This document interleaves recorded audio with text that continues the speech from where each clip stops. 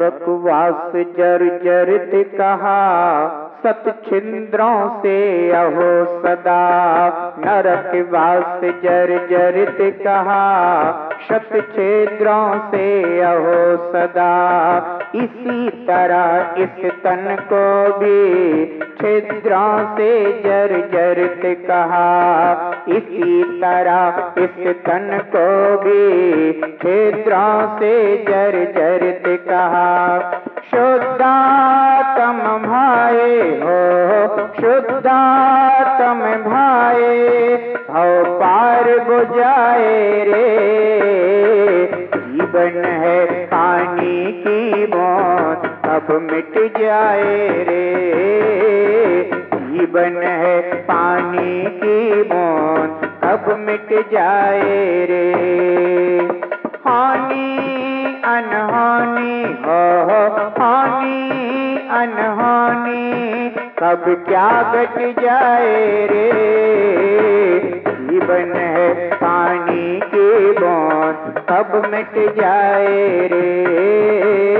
जीवन है पानी की बूंद, कब मिट जाए रे। जीवन है पानी की बूंद, कब मिट जाए रे। जय जिनागम पंथ, अनादि अनिधन जिनागम पंथ। तीर्थंकर भगवंत की दिव्य ध्वनि जिन श्रुत है जिनागम है। जिनागम में वर्णित आत्म कल्याणकारी मार्ग, आत्मितकारी पंथ जिनागम पंथ है। परस्पर राग देश को बढ़ाने वाले आगम बाह्य पंथ उन मार्ग हैं। बीत रागता को देने वाला परस्परोपग्रहो जीवा नाम का प्रतीक जिनागम पंथ सन्मार्ग है। हम सभी आचार्य भगवान योगिंदु देव के द्वारा रचित श्री योग सार जी ग्रंथ की वाचना सुन रहे हैं। भावपूर्वक वाचना सुनने वाले जीव भव्य हैं। आचार्य भगवान योगिंदु देव हमें यथार्थ स्वरूप से परिचय करा रहे हैं। मैं सहज शुद्ध ज्ञान दर्शन स्वभावी आत्मा हूं। ऐसा शुद्ध नय से जिन जीवों ने जाना है, माना है, भावना की है, ऐसे जीव भव सागर से पार हो जाते हैं। यह भव समुद्र अपार कहा गया है।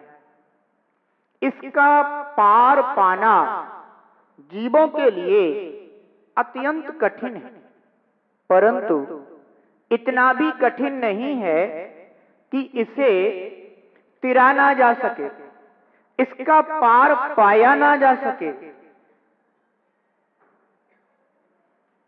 यह भव समुद्र भव्य जीव अपने पुरुषार्थ के द्वारा पार कर लिया करते हैं।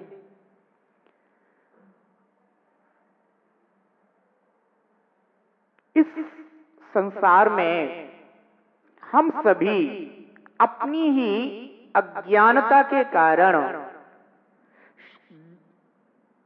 निरंतर दुखी हो रहे हैं। अपनी अज्ञानता दूर कैसे हो, इसके लिए हम आचार्य भगवान योगिंदु देव की शरण को प्राप्त हुए। हे प्रभु, हमें वह ज्ञान दो जिस ज्ञान का आपने आश्रय कर अपने को भव समुद्र से पार ले जाने वाले मोक्ष मार्ग रूपी नौका को प्राप्त कर आत्महित किया है। मैं भी उसी नौका में सवार होकर अपनी आत्महित की यात्रा करना चाहता हूं।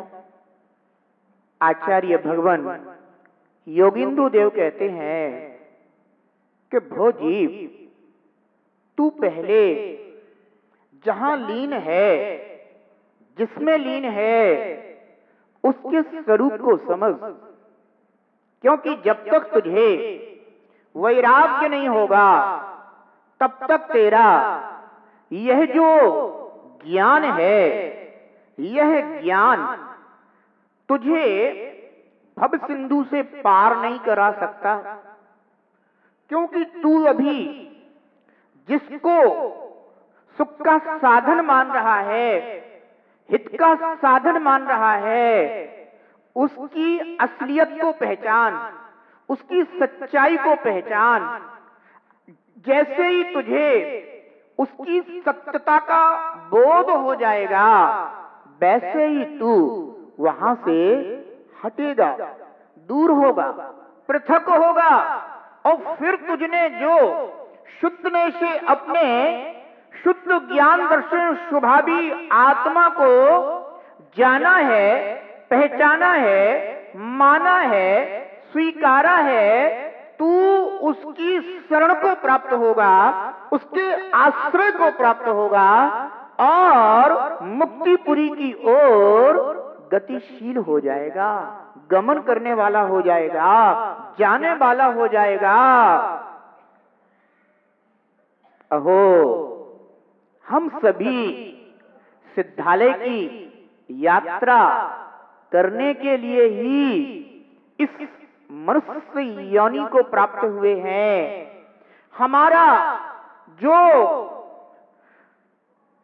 हमारी जो मंजिल है वह एकमात्र निर्वाण है, परंतु हम निर्वाण उसको प्राप्त ना होकर इन चार गति रूप संसार में ही परिभ्रमण कर रहे हैं। कारण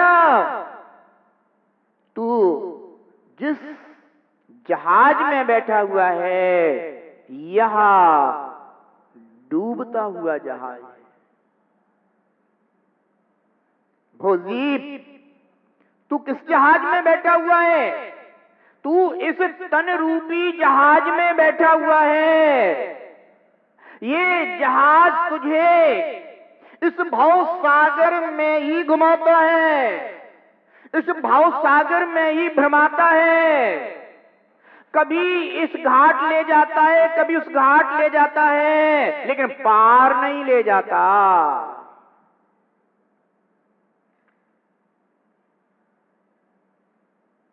कैसा है यह तेरा शरीर नाम कर्मोदय से प्राप्त होने वाला यह शरीर रूपी जहाज। इसके विषय में, इसके स्वरूप के विषय में जान। आचार्य भगवान योगिंदु देव यहां इस गाथा में कुछ ऐसा ही इस तन का स्वरूप विवेचित कर रहे हैं। जे हऊ जरुण रहे घरो, ते हऊ बोझ शरीरु, अपावा वैरम लौ लौ पावही भवतीरु। आचार्य भगवान कहते हैं कि हे जीव, जैसे नरकवास सैकड़ों छिद्रों से जर्जरित है, उसी तरह शरीर को भी मलमूत्र आदि से जर्जरित समझ। अतएव निर्मल आत्मा की भावना कर, तो शीघ्र ही संसार से पार होगा। नरकवास इस जीव ने अनेकों बार प्राप्त किया है। नरक में अनेकों छिद्र हैं, बिल हैं।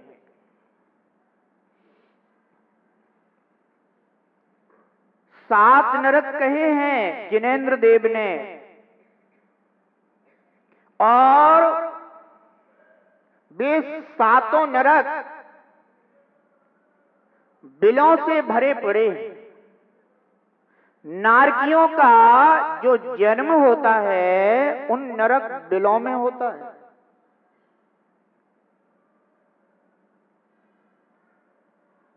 प्रथम नरक से लेकर सप्तम नरक तक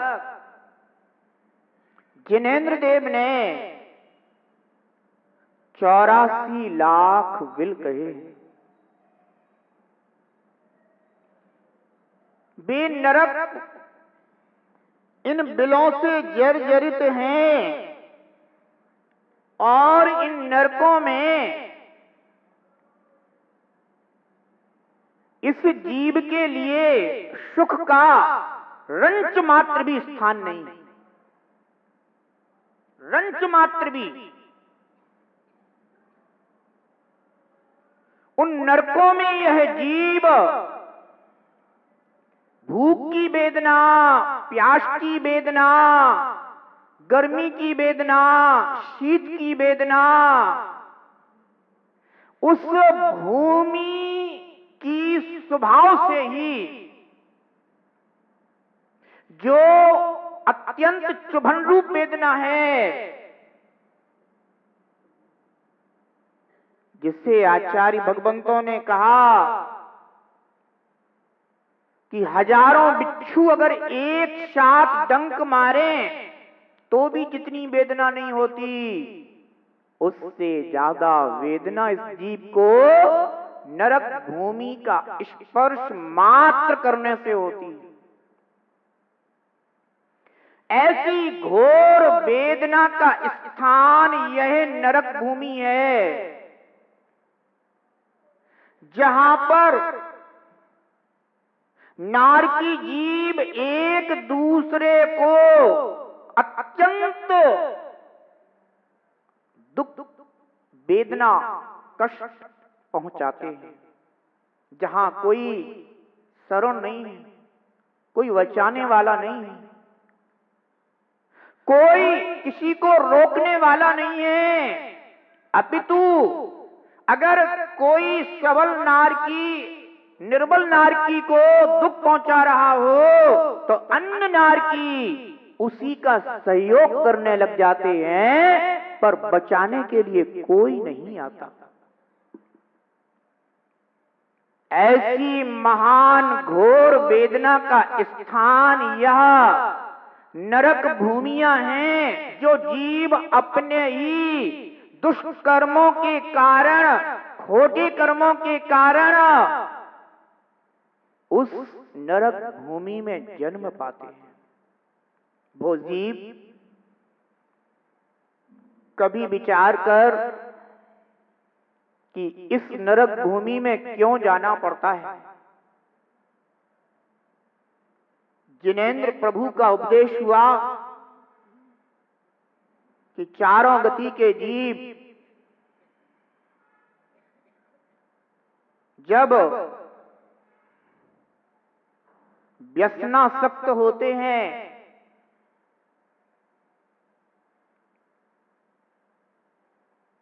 तो नरकों में जाते हैं। इसलिए इन दुर्गति के स्थानों से बचने के लिए जीवों को व्यसनों का त्याग करना चाहिए। सत्य व्यसन दुर्गति के साधन हैं, दुर्गति के कारण हैं। जुआ खेलना,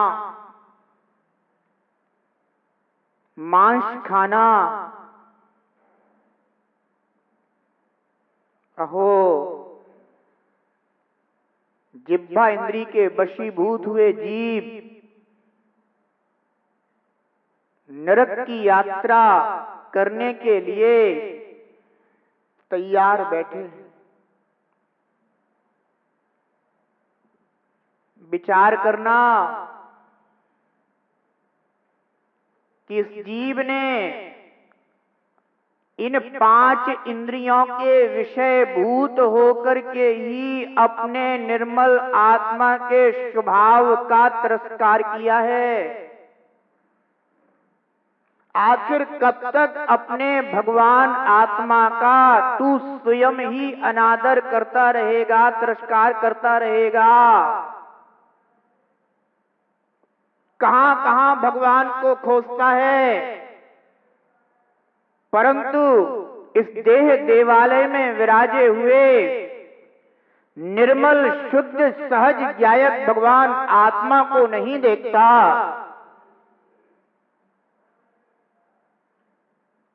जिनालय में जाकर के जिनेंद्र देव की अर्चा करता है, विनय करता है, वंदना करता है, परंतु वहां पर कोई भी व्यसन का कार्य नहीं करता। भोजीव अपने निर्मल भगवान आत्मा के समक्ष ऐसा संकल्प कर कि भो भगवान, हे चेतन देव, अब मैं शपथ करता हूं, सौगंध करता हूं, नियम करता हूं कि कभी व्यसन, इन व्यसनों में कभी भी नहीं पड़ूंगा, नहीं फंसूंगा, इनका त्याग करता हूं।